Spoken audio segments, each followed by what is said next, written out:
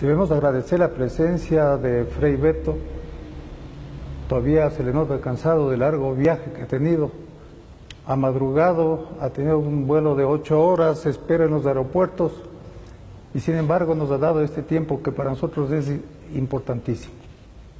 Hablar de Frei Beto es hablar del escritor, del filósofo, hablar de un hombre intelectual en todo el sentido de la palabra, que tiene proyección de nivel universal y un digno representante de América Latina. Ha tenido varios premios internacionales en su país natal, el Brasil. Últimamente acaba de tener el honoris causa de la Universidad de La Habana, el premio Jucapato también, de los intelectuales brasileños, el Paulo Freire, el Alba de las Letras y el premio ONES, entre tantos otros. Ha escrito varios libros, unos dicen que 53, otros dicen que 55, otros señalan que 60. Creo que él mismo ya ha perdido la cuenta de los libros que ha escrito. Había una vez un joven brasileño de 17 años, que entonces se llamaba Carlos Alberto Oliveira Cristo, quien consideraba que escribir era cosa de genios. Después de haber escrito tantos libros, ¿qué es lo que piensas ahora? Bueno, primero gracias por estar aquí en la Casa de Cultura Ecuatoriana, por esta entrevista. En verdad son 60 libros, en los cuales soy el único autor, porque tengo muchos otros que comparto con otros autores. Entonces, para mí, escribir es como una vocación que viene desde niño, porque mi padre era escritor, mi mamá también. Mi mamá era especialista en livros de cocina, incluso hicimos 2 libritos para niños sobre cocina juntos. E como fraile dominico, como predicador, a literatura também me ajuda muito. Me gusta fazer experimentos em diferentes gêneros. Tenho livros de ficção, tenho livros de entrevista, como Fidel e la Religião, que é muito conhecido. Tenho livros autobiográficos e, ultimamente, he produzido bastante livros de ficção, novelas. ¿Y esto de genio? Bueno, no hay nada de genio, hay que trabajar mucho, siempre. No hay, sabe, hay más transpiración do que inspiración para producir los libros.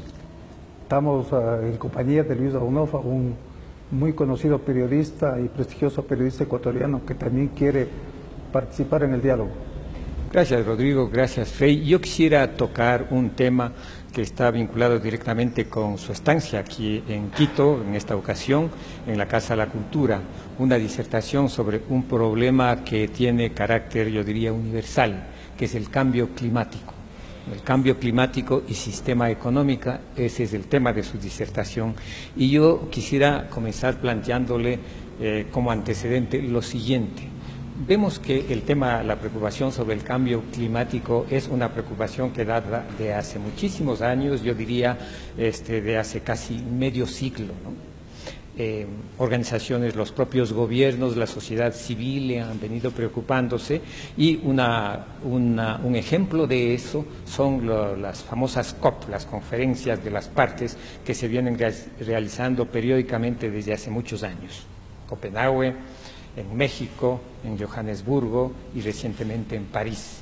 Y la propia Iglesia Católica se ha ocupado desde la década de los 70 de este tema, viene lanzando advertencias. Sin embargo, pareciera que tanto lo uno como lo otro son una especie de voz que clama en el desierto. ¿Qué opina usted de esta situación? ¿Por qué es que hasta este momento no hay resultados concretos pese a la gravedad del tema? Porque cambia el clima, pero no cambia la mentalidad de los gobernantes. Este es el problema. Ellos están más interesados en sus tasas de ganancias, en las inversiones financieras, en no reducir as vantagens das grandes empresas transnacionais do que na preservação ambiental, ou seja, não tem nenhuma sensibilidade para com as gerações futuras. Então, não há outra maneira de cambiar a mentalidade dessa gente a não ser com a pressão de los movimentos sociais. Temos que pressionar. Eu estou convencido que os governos são como frijoles, solamente funcionam em las cazuelas de pressão. Há que pressionar. Se não pressiona, não passa nada. E para mim ha sido muito importante a última COP em Paris, porque 192 países por primeira vez chegaram a um acordo, pero um acordo que lamentavelmente vai quedar sem o papel. Não há iniciativas concretas, efetivas para reduzir o acalentamento global. Vamos ter que experimentar muitas catástrofes todavia para que a gente se convença que há que tomar medidas sérias, e essas medidas sérias vão efetivamente reduzir as taxas de ganâncias dessas empresas transnacionais. Ou optamos por la vida humana ou optamos por el dinheiro, por la multiplicação do dinheiro. Os dois são inconciliáveis. América Latina intentó llevar una posición de bloque a París a través de la CELAC en la presidencia de Ecuador.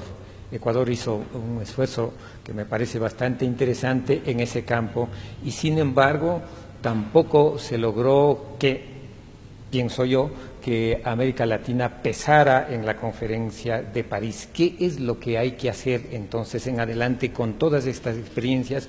Usted ha mencionado el papel de los movimientos sociales, pero ¿qué deben hacer los movimientos sociales?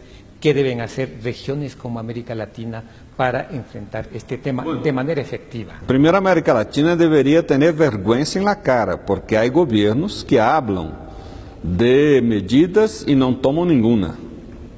Meu governo em Brasil é um exemplo. Em Brasil, a devastação da Amazônia segue com agronegócio, com a expansão de pastos, de áreas para ganado. E então não se pode dizer que o Brasil é um exemplo. Agora, o Brasil em Paris apresentado muito boas posições, mas são discursos demagógicos.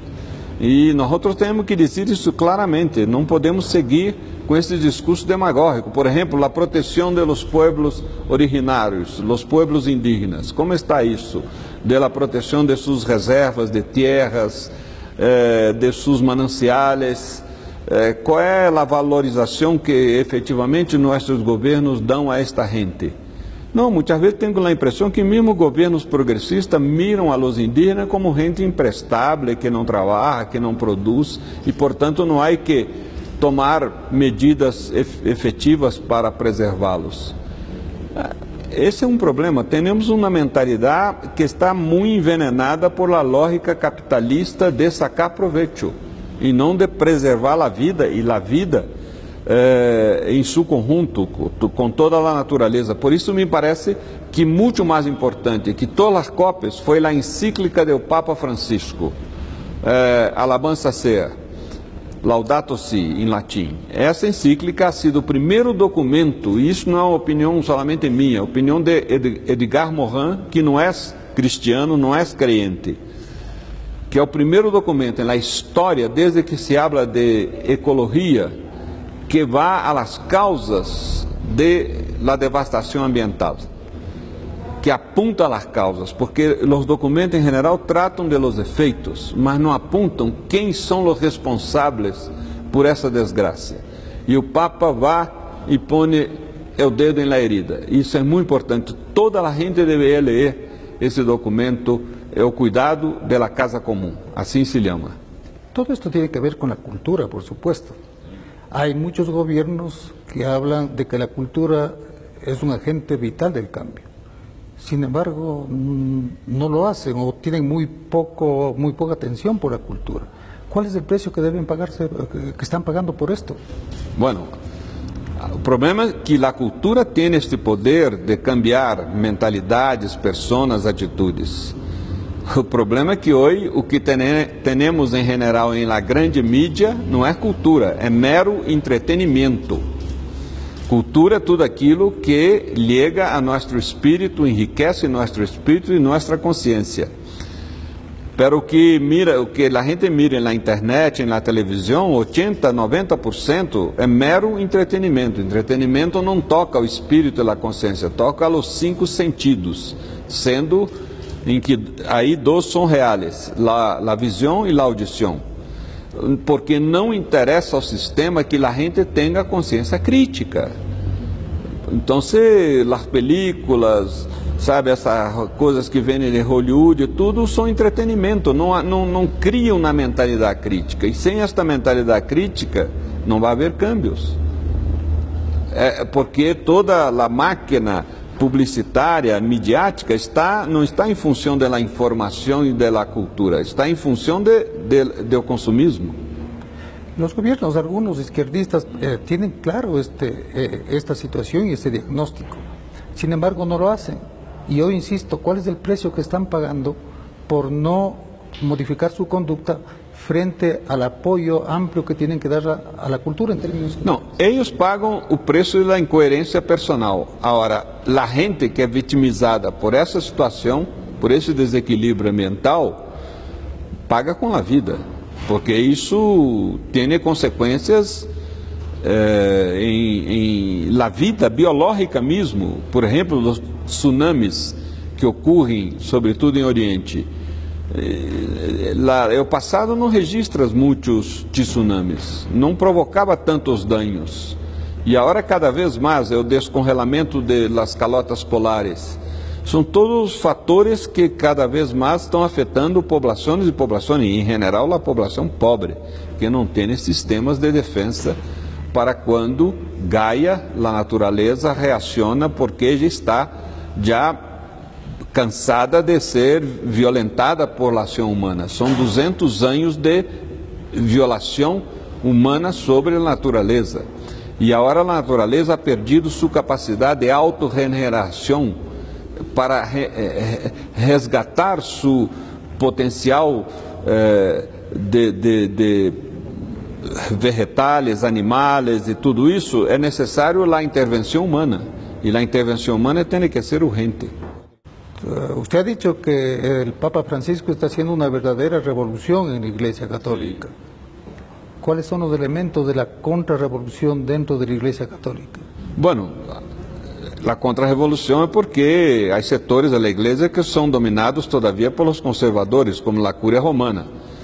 Então há muitos obispos, há muitos curas que não aceitam a linha do Papa Francisco. Então essa gente segue em uma linha conservadora. Essa é pouco a contra-revolução. Não sei se é verdade, pero me han dicho que em alguns setores conservadores em Espanha, as orações por el Papa são em esses términos: Senhor, ilumina-o ou elimina-o. Bueno, ha sido un placer tenerle con nosotros. Bienvenido al país y que disfrute también de la amistad de la gente y de todos los ecuatorianos. Muchas gracias por la atención, muchas gracias a toda la gente que nos mira y nos escucha.